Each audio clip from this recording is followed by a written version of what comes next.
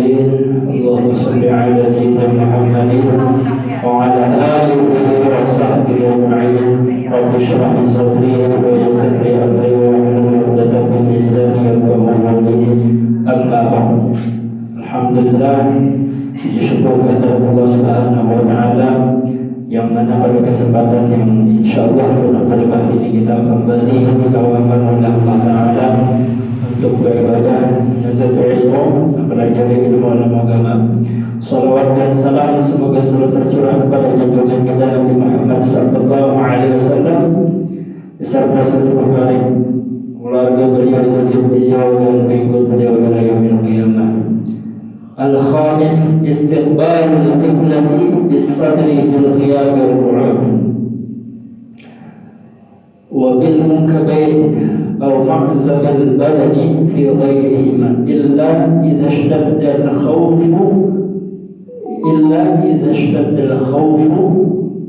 al-mubah wa lam yumkinhu al-istiqbal fa yusalli kayfa amkana wala i'adata alaihi. Kita membahas tentang syarat sah, syarat daripada salat al-khamis. Syarat yang kelima istiqbal qiblah. Sembahyang itu istiqbal qiblah, harus menghadap kiblat, harus menghadap ke arah kiblat gitu maksudnya. Jadi sembahyang itu pada sah apabila kada menghadap ke kiblat. Nah, jadi syaratnya tuh salah satu syaratnya yang kelima ini al-khamis, ketika kita sholat itu harus istiqbal qiblah, menghadap ke kiblat. Kalau di ibadah kita gimana aja arah ke kiblatnya, arahnya kemana? Bila arah pintangan matahari nampak matahari terbenam, arah ke barat ya kita. Nah, bila arah ke barat, ya aja sedang itu walaupun kada pas benar. Nah, istiqbal qiblah kita ngarannya. Yang penting mengarahkan ke arah matahari terbenam. Itu untuk Indonesia kan? Karena posisi Arab Saudi itu berada di sebelah barat Indonesia. Jadi walaupun kada pas benar, yang penting arah ke barat, ya sudah kita istiqbal qiblah. Bisadri, menghadap ke kiblatnya itu bisadri. Bisadri ini artinya dengan dada. Fil qiyam wal qu'ud, dalam sembahyang dan berdiri maupun berduduk. Fil qiyam wal qu'ud bisadri. Jadi ketika sembahyang itu diperhatikan bujur-bujur, jangan sampai dada kita ini tak paling atau tak arahkan ke arah yang lain. Pada sah sembahyang kita, batal sembahyang kita. Terutama benar pas bintangan apa? Pas bintangan salam. Nah, itu jangan sampai tak ubah posisi dada. Tak ubah posisi dada itu kayak apa maksudnya? Jadi kalau salam itu bergerak itu hanya bulu kepala. Assalamualaikum warahmatullahi. Nah itu Assalamualaikum warahmatullahi, itu kan yang bergerak hanya kepala. Kamu dada tempat bergerak, nah betul sembahyangnya. Assalamualaikum warahmatullahi. Assalamualaikum warahmatullahi, dadanya tempat bergerak, betul mengulang bahasa dari awal. Jadi jangan sampai waktu salam itu dada kita ini tempat bergerak ya. Nah, itu diperhatikan bujur-bujur, jangan sampai pas bintangan salam dada tempat bergerak, batal sembahyang kita. Karena dada ini harus menghadap ke kiblat, dadanya yang menghadap ke kiblat, dada kita. Illa idza ishtadda al-khawf. Nah, sembahyang itu pulang dalam satu kondisi boleh, dalam kondisi-kondisi tertentu boleh kada menghadap ke kiblat, boleh sembahyang wajib umpamanya dan kadang menghadap ke kiblat dalam kondisi tertentu boleh. Misalnya dalam keadaan perang, makanya wayah sembahyang dibom orang, diserang orang gitu. Nah itu boleh buka. Nah buka sampai, jadi waktu kita lagi sembahyang tiba-tiba diserang orang, boleh buka. Nah buka itu terus dilakukan sembahyang kan, asal jangan lupa diri sampai kena tatamu tempat aman, tarusakan sembahyangnya. Jadi buka tadi karena kondisinya darurat itu kadang batal sembahyang. Dan kadang mengarah kiblat kadang batal. Ini bila illa idza ishtadda al-khauf, karena kondisinya genting kayak berperang atau tiba-tiba masjidnya kebakaran. Ya lagi sembahyang nih kita, lagi sembahyang, dan sembahyang masjidnya kebakaran, umpamanya tak bagaimana kita? Jadi kalau kondisinya kayak itu, illa itu boleh aja kita ngarannya kadang sembahyangnya darurat deh, karena posisi genting, kondisi genting, nah itu boleh apa jadi kita tuh itu boleh buka keluar pada masjid. Nah itu taruh saja kepandir aja, taruh saja berdiam aja. Nah, maksudnya untung ada kepandir gitu. Cuman orang jadi buka sudah pada masjid sampai ke satu tempat aman. Nah itu taruh salam sampai salam. Nah, itu kalau kondisi darurat lah, kalau kondisi darurat. Atau misalnya paratan sembahyang mendebuk ke atas bukur tadung, begini aja lagi kan. Nah itu boleh menghindari ular tadi, buka berjauh gitu, sampai depan tempat aman, taruh salam sembahyangnya tuh. Cuma dengan syarat jangan berpandir, kecuali mengucap zikir-zikir yang sudah ditentukan di dalam sholat. Amunnya berpandir batal sembahyangnya. Perhatian buka kepada sebuah ular, batal sembahyangnya tuh. Nah, jadi taruh salam aja sembahyangnya kalau kondisinya darurat, boleh lari, boleh kadang ada ke kiblat. Tapi itu kondisi darurat. Kalau kondisi normal kan boleh, tidak sah sembahyang pada menghadap ke kiblat. Nah, jadi kalau kita rahatan sembahyang tiba-tiba ada kondisi darurat, entah kita hendak diserang orang, misalnya boleh aja kita melawan, bahkan sampai berkelahi dengan orang tadi. Tapi untung kita ada kepandir apa-apa. Beruntung tadi sampai yang pulang taruh salat sampai yang boleh aja. Kalau zaman Nabi, kalau zaman Bahari, zaman Rasulullah itu bahkan orang dalam kondisi perang, dalam keadaan berkelahi, tetap sholat, tetap sembahyang dikerjakan. Nah, jadi ting-tang bunyi pedang. Itu orang sambil sembahyang. Itu zaman Nabi lah. Zaman Nabi. Jadi kada ada istilah meninggalkan sholat, meninggalkan sembahyang itu ada. Nah, illa idza ishtadda al-khawfu. Nah, itu boleh. Nah, tapi kalau dalam kondisi normal, kada boleh kita ada menghadap ke kiblat. Kalau kondisi normal itu kayak biasa, ada kawan, bahkan bergerak lebih daripada 3 gerakan berturut-turut aja dan batal kita. Betul, menghadap ke kiblat, harus menghadap ke kiblat, terus gerakannya kada boleh daripada 3 kali gerakan berturut-turut. Itu kalau kondisi normal. Kalau dalam kondisi normal kan, jadi bila kondisi tertentu, kondisi genting, boleh saja kada menghadap ke kiblat. Umpamanya kayak tadi kondisinya berperang, kondisinya lagi misalkan ada bencana alam, atau mungkin lagi kondisi misalnya tiba-tiba ada musibah kebakaran. Itu boleh jadi karena ini termasuk idzasyad adalah khauf, termasuk dalam keadaan yang genting. pasrah tanpa kalahi. Ada orang nak nyudup misalnya kan, buka dulu lah, buka terus akan. Cuma jangan dibandir, jangan keluar kata-kata yang selain daripada zikir di dalam sholat. Boleh dibuka, nah itu kan batal seperti yang kita rasakan aja. Sampai karena ketemu tempat yang aman. Nah, rasakan bila sudah ketemu tempat yang aman, rasakan sampai yamnya sampai salam. Taruh saja sampai yam dah. Illa idza ishtadda al-khawful mubah.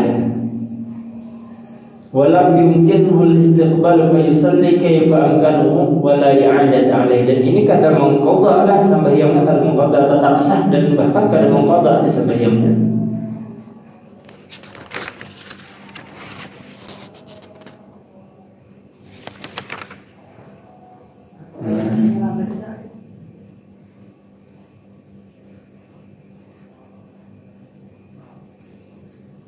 Limbah itu pulang ada lagi sembahyang nang boleh kada menghadap kiblat. Tapi sembahyang sunnah aja catatannya nih lah. Kalau sembahyang nang wajib itu selain daripada kondisi nang genting itu kada boleh lah. Kada boleh kada menghadap kiblat, harus menghadap kiblat. Itu kalau nang sembahyang wajib.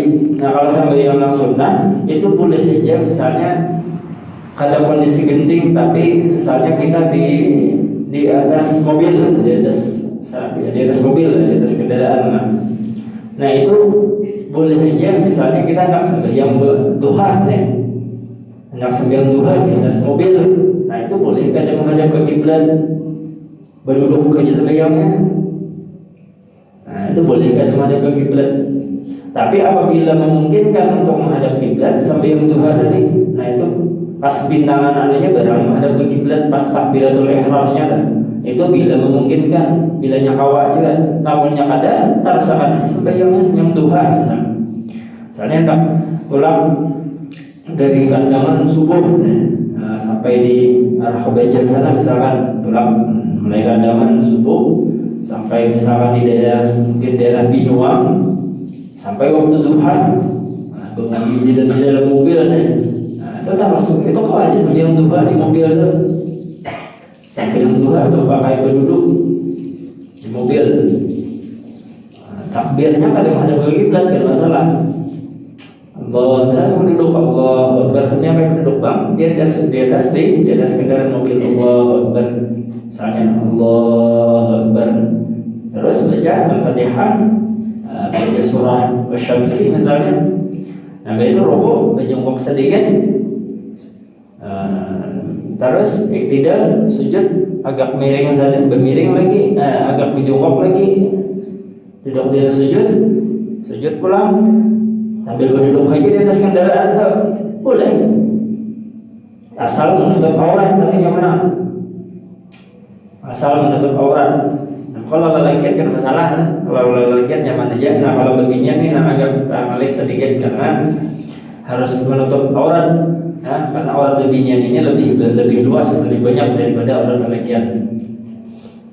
Nah, jadi kalau kita misalkan tulang keranjang, boleh jadi atas mobil itu, misalkan sudah bumukana apa sarapan sudah menutup aurat, nah itu boleh aja sembahyang di atas mobil, sembahyang sunat tadinya lah. Nah, yang sunat karena sudah terbiasa misalkan sholat duha, istiqomah sudah sholat duha, saya meninggalkan itu di atas mobil boleh. Cuma syaratnya tadi jangan sampai berbandir. Untung kita jangan sampai berbandir lawan orang. Nah bila berbandir betul lah sebenarnya. Nah, itu di mobil. Nah, di atas kendaraan gitu juga boleh aja juga sampai di atas kendaraan. Cuman namanya bandara memang rokok dan sujudnya bandara jangan terlalu duduk kita menyebut untuk benar banyak pada lihat jalan lagi. Nah, tapi ini sembahyang sunnah lah, sembahyang sunnah ya perjalanan. Tapi syaratnya perjalanan sembahyang sunnah sembahyang di atas kendaraan ini yang boleh kada menghadap kiblat itu adalah sembahyang sunnah. Dan status kita sedang bepergian musafir. musafirnya walaupun 600 musafir perjalanan pendek, apa contohnya? Mulai kita sini tulak kendaraan ke misalkan ke Sungai Raya sana, nah itu musafir pendek caranya boleh dia menggawi sambil yang sunat di atas kendaraan. Misalnya waktu duha besokan ulang ya, misalkan waktu duha tulak mulai sini belum duha lagi nih, hendak menghadiri acara misalnya di Sungai Raya, itu di tengah jalan itu boleh aja sambil yang sunat duha boleh aja. Nah ini kemudahan yang diberikan oleh Allah Ta'ala adalah, nah ini syaratnya harus musafir, namun bagaimana di rumah, pada dia apa bepergian kada, nah itu sembahyangnya harus normal kayak biasa. Kadang-kadang anak kisah, mungkin itu aku bagaimana di atas kendaraan juga kisah mau musafir daripada seorang di rumah. Nah kadang-kadang kayak itu harus bepergian. Paling kada bepergian keluar dari kampung seorang. Keluar dari kampung seorang paling kada benar keluar dari kampung seorang, misalkan kayak ke sini sampai ke Taman Pinang atau ke Sungai Raya situ. Nah itu apa aja amun nambah bayar masa kampung aja orang apalagi masa rumah. Perjalanan menjarak guru mulai halaman rumah sampai ke dapur aja perjalanan juga belajar pada kawan itu. Nah itu harus perjalanan paling ada yang keluar daripada kampung seorang. Nah itu boleh sambayang di atas di atas kendaraan dan boleh kada menghadap kiblat, cuman syaratnya ini sholat sunnah. Nah amunnya kita sholat wajib, misalkan di pesawat tulak ke Jawa misalnya sambayang wajib di atas pesawat, itu pakai apa? Nah amunnya itu harus menghadap ke kiblat. Dan amunnya misalnya posisi pesawatnya mau berubah ya waktu takbiratul ihramnya menghadap ke kiblat, nah itu pas di tengah pesawat sekalinya pesawatnya berputar aja. Nah itu maka harus kena turun dari pesawat, kita harus mengqadha salat kita tadi. Misalkan tulak ke Jawa di atas pesawat nih, waktu takbiratul ihram posisinya sudah menghadap ke kiblat pas nih, cuma waktu di rakaat kedua berubah pesawatnya berputar. Jadi posisi kita kada menghadap lagi ke kiblat. Kayak apa jadinya? Tentu akan sambayangnya, tentu akan sampai salam sambayangnya. Cuman kayaknya waktu turun di bandara atau kayaknya ada waktu yang senggang diqadha salatnya, dibayarin salatnya tadi diqadha. Ini bila salat wajib. Salat wajibnya harus menghadap ke kiblat kan. Pada kalau ada ini kalau salat wajib. Nah kecuali salat wajib tadi illa idza ishtadda al-khauf, kecuali dalam keadaan yang genting. Nah kayak tadi yang sebutakan kan. Misalkan kayak dalam kondisi waktu sembahyang zuhur umpamanya keguguran mulai atas ular tabung. Nah itu boleh lari mencari tempat yang aman dengan syarat jangan berbandir. Tarusakan sambayangnya bila sudah sampai ke tempat yang aman, tarusakan sambayangnya sampai salam. Atau misalkan lagi sholat zuhur masjidnya kebakaran, bagian aja lah ada. Nah itu bila kondisi itu keluar kita kasih, cuman kondisinya adalah kita jangan berbandir. Cari tempat sampai ke tempat aman, tarusakan sambayangnya. Nah itu sah sambayangnya. Berdoakan sampai salam. As-sadis ayyakuna al-musalliya musliman. Nah, ke-6 syarat ke-6 bahwa apa? Orang yang sembahyang itu adalah harus orang muslim. Bila yang ada muslim, kada sahnya sembahyang. Orang non muslim, yang ada sah sembahyang orang muslim. Nah, cuman orang non muslim, ini kada wajib sembahyang. Cuman karena di akhirat, kalau di dalam keyakinan kita agama Islam, orang non muslim ini tetap mendapatkan hukuman karena tidak meninggalkan salat. Mesti meskipun ketika di dunia ini ada wajib sembahyang, cuma biarnya tetap dapat hukuman di akhirat kena tetap hukuman ini kada sembahyang dah. Cuma di dalam dunia ketika di dunia ini kada diwajibkan ya sembahyang bagi yang non muslim. As-sabi'. Nah, nomor 7, syarat sembahyang itu adalah ayyakuna aqilan, orangnya berakal. Jadi amun orang gila kada sahnya sembahyang, kada sahnya sembahyang gila. Orang gila, fal majnun, orang gilanya kada sah sembahyang. Nah, sama kayak orang nang koma berapa hari, 3 hari lah misalkan koma, namanya selama koma itu pada wajib sembahyang, pada sah sembahyang, pada wajib sembahyang dan memang pada ada kewajiban sembahyang tuh selama inya koma atau gila. Nah, jadi kalau hendak ada sembahyang pada berdosa, jadilah orang gila.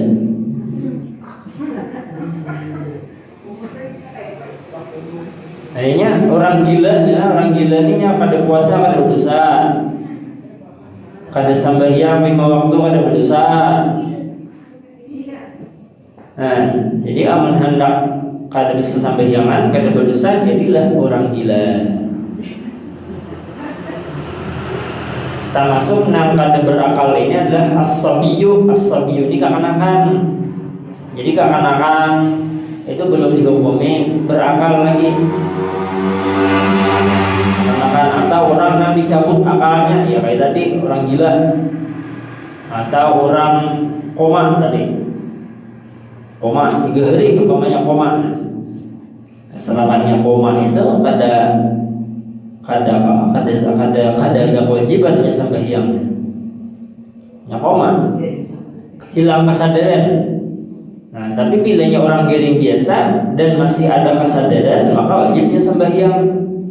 Seapanya kau sembahyang, menyakata kau berbangun berabah, menyakata kau berabah pakai isyarat, menyakata kau pakai isyarat pakai hati, menyakata kau pakai hati disembahyang makan lagi.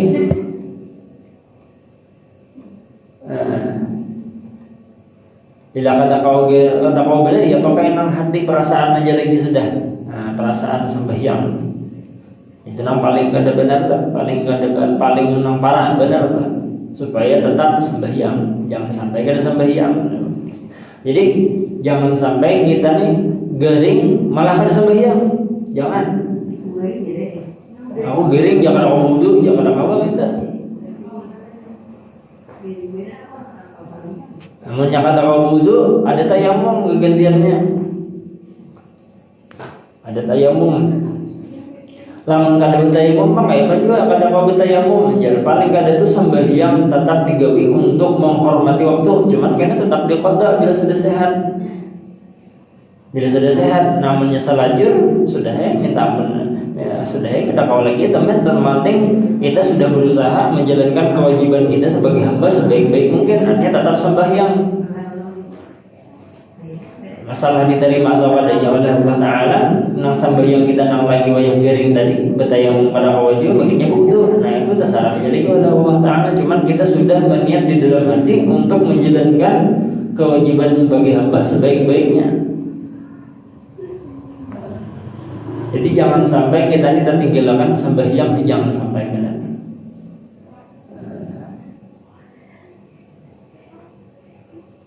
La sholat alaihi makna ajar di sini keadaannya kada wajib orang itu tadi sembahyang, misalnya orang yang hilang akal.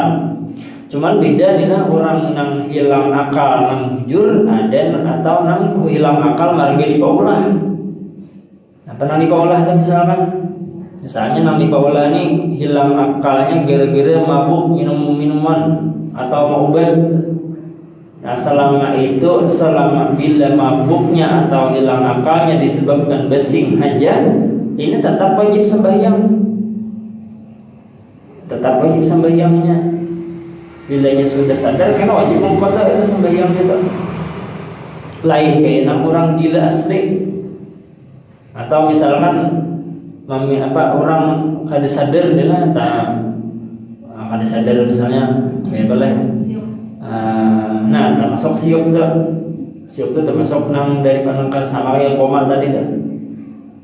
Misalnya nih kayak orang ini kada tahu dia misalkan ada orang berhilang ke rumah kawannya. Nah, orang masuk nyala berhilang ke rumah kawannya. Nang berhilang ini kada tahu bahwa nang disurungi ini minuman nang memabukkan. Ini kada tahu diminumnya mabuk dia, hilang akalnya. Nah ini tak masuk nang kayak majnun tadi. Artinya apa? Artinya itu maksudnya orang ini tak masuk nang inya selama inya kada sadar itu tuh dihukumi sama seperti orang gila dalam perihal masalah sembahyang. Nah kalau orang gila tadi kan waktunya gila, inya kada wajib sembahyang. Sama kayak orang nang tadi kada sing haja kan minum tak, karena inya kada tahu. Nah lain kalau orang tuh besing aja minum mabuknya, nah itu tetap wajib sembahyang karena ia besing aja. Nah kalau nang saigong ini kada tahu minum mabuk, nah, minum lalu mabuk. Nah kalau nang kada sing aja ada dihukumnya sama kayak majnun tadi dalam perihal masalah kewajiban sembahyangnya. Itu nang wasabi kekanak-kanak kada wajib sembahyang, cuman kuitannya bila sudah umur 8 tahun itu wajib melajari supaya karena waktu sudah akil balik sudah siap ia mengerjakan kewajibannya. Akil baliknya mungkin sekitar umur berapa ya?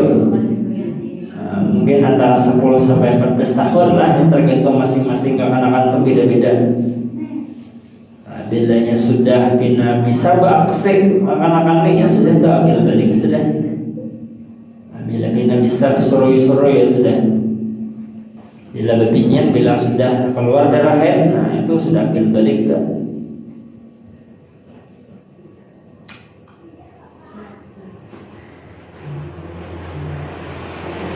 Astamin antakunal mar'atu naqiyatan minal haid wan nifas. Nah, nang kadelapan bahwasanya negesan bebinian adalah nang kadelapan itu suci daripada haid dan nifas. Ini bebinian. Nah, jadi kalau perempuan itu haid keluar darah haid kada wajib sembahyang. Wal falhaidu wan nufasa'u la tasihhu salatahuma wala qada'a alaihima. Dan orang yang haid atau sedang nifas, maka orang tadi la tasihhu nya kada sah melakukan sembahyang, hanya kada boleh sembahyang, wala qada'a alaihima dan kada membayari sembahyangnya tadi.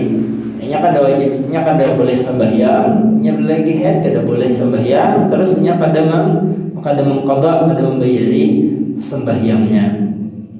Fa in dakhala al-waqtu wa hiya tahiratun fatara 'alayha al-haid wan nifasu ba'da an madha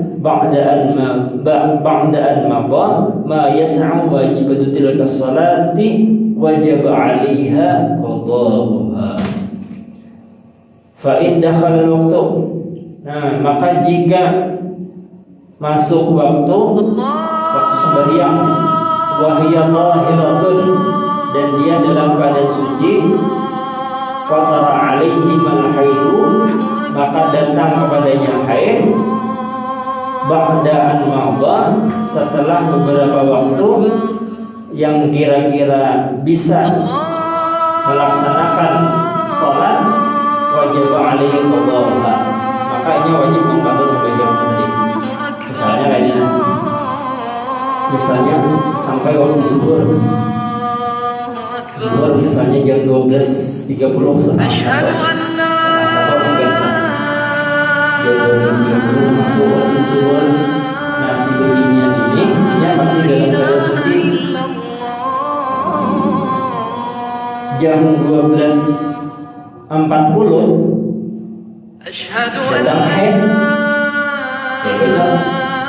zuhurnya tadi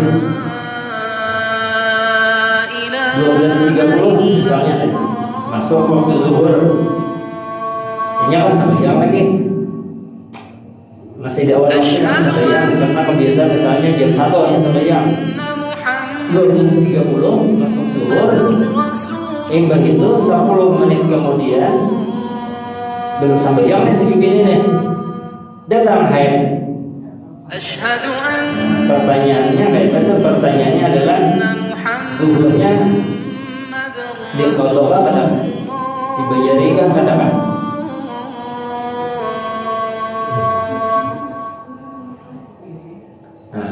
Zuhur jam 12.30 misalnya belum sembahyang, 10 menit sudah berlalu. 12.40 datang haid. Maka bila macam itu kondisinya, maka si bibi ini kayaknya aman sudah suci, wajibnya mengqadha zuhur tadi.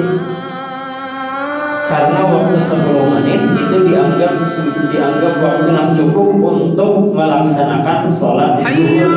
Cuman saat itu karena digewitnya kata dan tak ada wudhu datang haid.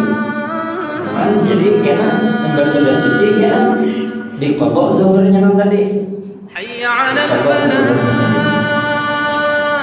Beda misalnya kondisinya masuk waktu, berbeda masuk waktu ada misalkan 1 malam berbeda masuk waktu datang darah haid. Hanya Allah orang azan datang darah haid. Nah kalau kondisinya kayak itu berarti kan ada sambat sembahyang nih. Nah kalau kondisinya kayak itu pada mengqadhanya zuhur. Zuhurnya tadi ada tempatnya. Tapi kalau sudah 10 menit masuk waktu sholat belum sembahyang si bibi ini, belum sholat zuhur si bibi ini, maka inya kayak datang darah haid. Maka inya kayak waktu suci wajib mengqadha sembahyangnya. Terus akan melah di alam-alam. Wa idzan qata'a al-haid wal nifas wa lam ya'ud fa in kana fi waqti as-sabah wal zuhr wal maghrib walau baqiya minhu qadru ma yas'allahu akbar wajib qada dhalika al-fard wa in kana fi waqti al-'asr aw al-isha'i walau baqiya minhu qadru ma yas'allahu akbar wajib qada dhalika al-fard walladhi qablahu wa az-zuhur wal maghrib. Ini pulanglah bila bebinian suci dari haid, tontong haid di waktu asar. Bilanya tontong haid hanya stok darahnya keluar di waktu asar, maka makanya wajib mengqadha zuhur lawan asar. Nah, misalnya kayak ini. Misalnya ada kebinian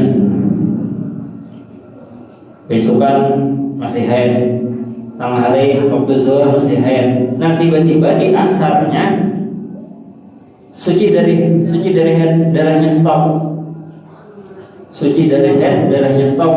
Nah, intinya si bibini ini wajib melaksanakan sholat asar dan mengqadha zuhurnya. Nah, jadi amun ada keluarga kita darah haidnya akan berhenti di waktu asar, itu karena zuhurnya nanti hari itu wajib juga mengqadha.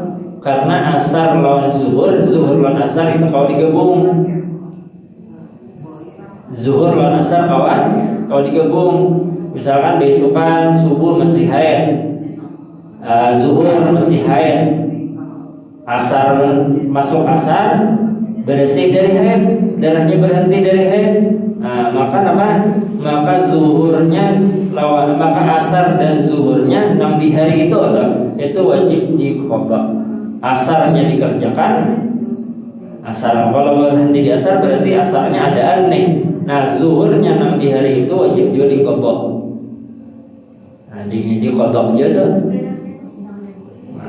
Ini rumusnya. Jadi dinyatakan jujur nih jangan sampai waktu asar suci dari haid, pas asar darah haid berhenti, zuhurnya ada di qadanya. Nah, salahnya tuh ada mengerti berarti. Atau misalkan darah itu berhenti di waktu isya, para subuh sudah. Isya kalau waktu isya itu kan panjang sampai ke para subuh, tengah malam itu masih isya tak? Jadi amun darah haid itu berhenti di waktu isya, maka inya wajib mengerjakan sholat isya dan mengqadha salat maghribnya di hari itu. Nah, misalkan zuhur masih haid, asar masih haid, maghrib masih haid, isya tengah malam umpamanya tak? Berarti dari darah haidnya berhenti, makanya wajib melaksanakan sholat isya adaan, terus mengqadha sholat maghribnya di malam itu. Nah, jadinya kenapa jadi gitu? Karena maghrib dan isya itu kalau digabung.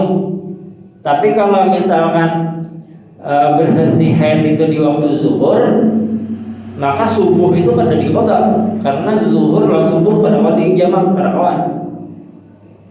Nah, atau berhenti darah di waktu maghrib, maka sembahyang asar masih haid kalau maghrib berhenti darah haid, maka asar itu kada diqadha karena asar dan maghrib kalau digabung. Tapi beda kalau suci dari haidnya itu di waktu isya. Nah, bilanya waktu isya maka maghribnya diqadha. Nah, ini penting benar nih, mudah-mudahan kita paham kan masalah namanya ini kan. Masalah haid ini panjang kali pembahasannya. Apalagi menghitung hari-harinya haid, ya Allah. Jadi belajar kita tak mulai. Nah, jadi mudah-mudahan ada manfaatnya. Assalamualaikum warahmatullahi wabarakatuh. Al-Fatihah. Bismillahirrahmanirrahim. Ar-Rahmanir-Rahim. Maliki yaumiddin. Iyyaka nasta'in. Shiratal mustaqim. Shiratal ladzina an'amta 'alaihim ghairil maghdubi 'alaihim waladdallin. Halal mutaliqah.